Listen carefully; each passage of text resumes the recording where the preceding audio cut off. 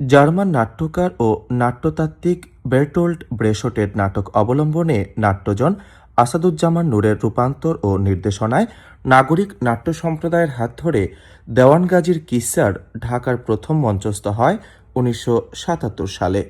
তারপর বিভিন্ন নাট্যদল নাটকটি নিয়ে মঞ্চে আসলেও কানাডার টরন্টোতে এই প্রথম দেওয়ান গাজীর কিস্সার মঞ্চায়ন, যার কৃতিত্ব নাট্য সংগঠন প্রাচ্য প্রতীচ্যের। তোর কথা ভেবে ভেবে আমার জমজমাট মজলিস ছেড়ে চলে এলাম। তো ভালো আছিস তো? রবিবার সন্ধ্যা টরন্টো ফেয়ারভিউ লাইব্রেরি অডিটোরিয়াম ছিল কানায় কানায় পূর্ণ।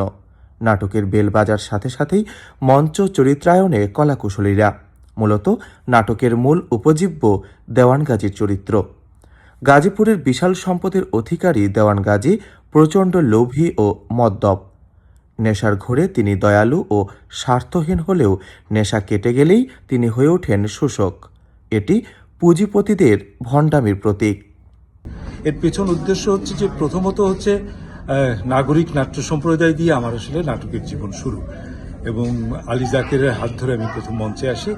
তার পরবর্তীতে আমি নাগরিক নাট্যাঙ্গন ডক্টর ইনামুল হক লাকি ইনামের সাথে কাজ করি, এবং লাকি ইনাম সেই অর্থে আমার হচ্ছে নাট্যগুরু। তার থেকেই নাটকের আমার বেশিরভাগ অংশ শেখা।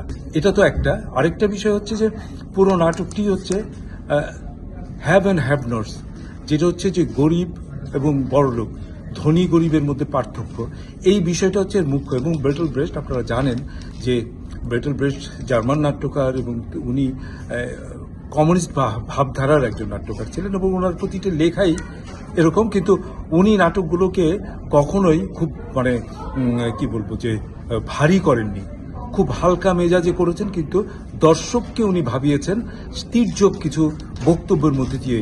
যেই কারণে এই নাটকটি আমারও আসলে ভালো লেগেছে, এবং আমার বরাবরের ভালো লাগা। আর আমি এই নাটকটি করার পিছনে আমার গুরু দক্ষিণাও আছে বলতে পারেন। দীর্ঘদিন ধরে মঞ্চনাটকে প্রাণ সঞ্চার হওয়ায় খুশি নাট্যকর্মী ও সংস্কৃতিজনরা।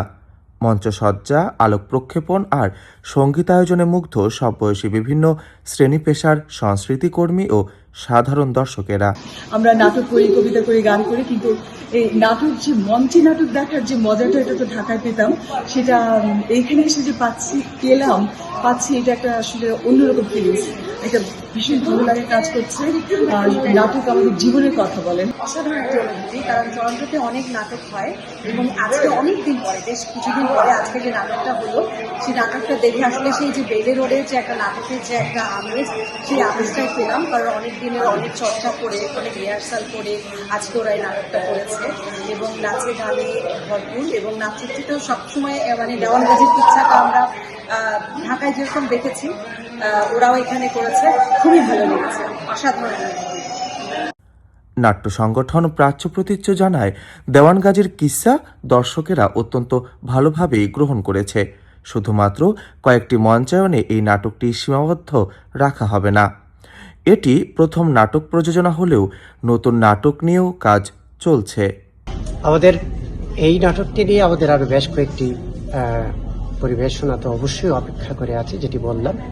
আর দ্বিতীয় কথা হচ্ছে আমাদের আরো কয়েকটি প্রযোজনা নিয়ে, নতুন প্রযোজনা নিয়ে ভাবছেন আমাদের নির্দেশক মাহমুদুল ইসলাম সেলিম। বিশেষ করে আমরা তিনি ফোকসের উপরে জোর দিতে চেয়েছেন। বাংলার যে লোকগাথা, লোক সংস্কৃতি, বিভিন্ন যে পালা, এই ধরনের কিছু নিয়ে তিনি ভাবছেন।